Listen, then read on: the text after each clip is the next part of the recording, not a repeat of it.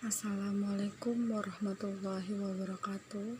Nama saya Nining Anggraini. Saya ingin mempresentasikan konsep dasar ilmu ekonomi makro. NIM saya 1841000016, yaitu pengertian ilmu ekonomi. Pengertian ekonomi makro: hubungan antara ekonomi makro dengan ilmu ekonomi. Yang kedua, ruang lingkup yang dipelajari dalam ekonomi makro. Yang ketiga, pentingnya kebijakan ekonomi makro. Yang keempat, potensi ekonomi di Indonesia. Pengertian ilmu ekonomi.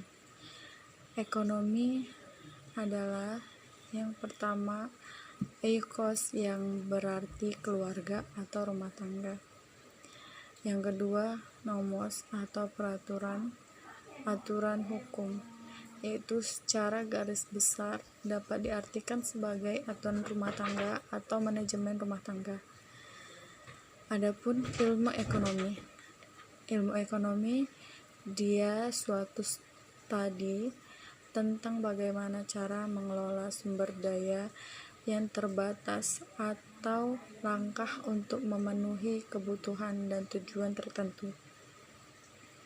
Pengertian ekonomi makro adalah kegiatan perekonomian yang mempelajari secara keseluruhan.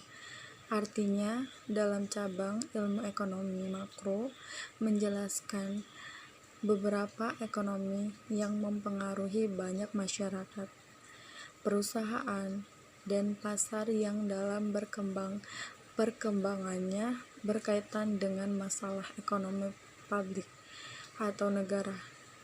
Hubungan antara ekonomi makro dengan ilmu ekonomi adalah ilmu ekonomi secara umum merupakan induk dari kajian ekonomi secara menyeluruh, terutama yang berkaitan dengan pertumbuhan dan pembangunan ekonomi suatu negara. Yaitu ilmu ekonomi dapat dibedakan menjadi 3 kategori. Yang pertama, ekonomi deskriptif. Ekonomi deskriptif mengumpulkan keterangan faktual yang relevan mengenai suatu masalah ekonomi. Yang kedua, teori ekonomi adalah kumpulan asas dan kumpulan ekonomi yang digunakan sebagai dasar untuk melaksanakan kebijakan ekonomi atau menerangkan hubungan antara peristiwa-peristiwa ekonomi dan merumuskan hubungan tersebut dalam suatu hukum ekonomi. Yang ketiga, ekonomi terapan, yaitu penerapan teori-teori ekonomi yang dapat praktek kehidupan masyarakat secara nyata, seperti penerapan ekonomi koperasi dan ekonomi perusahaan.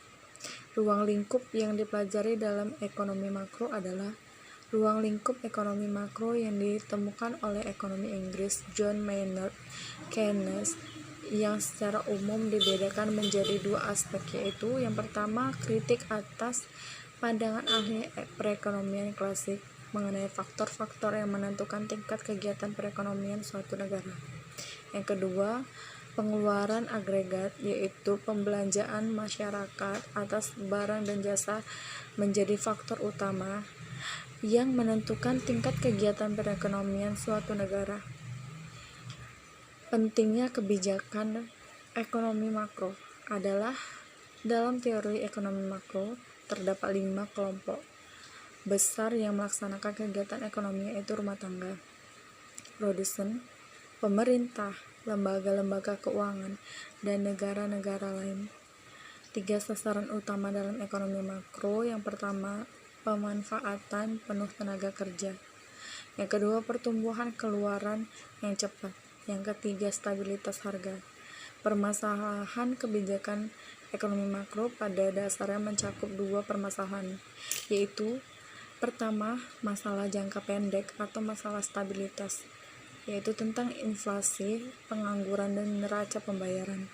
Yang kedua, masalah jangka panjang atau masalah pertumbuhan, yaitu mengenai bagaimana kita menyetir perekonomian kita agar ada keserasian antara pertumbuhan penduduk pertambahan kapasitas produksi, dan tersedianya dana untuk investasi. Adapun bentuk-bentuk dari kebijakan ekonomi menurut Soekarno dapat dibedakan menjadi 3 bagian bentuk. Yang pertama kebijakan fiskal, yang kedua kebijakan moneter, yang ketiga kebijakan segi penawaran. Sekian persentase dari saya, lebih dan kurang saya mohon maaf. Assalamualaikum warahmatullahi wabarakatuh.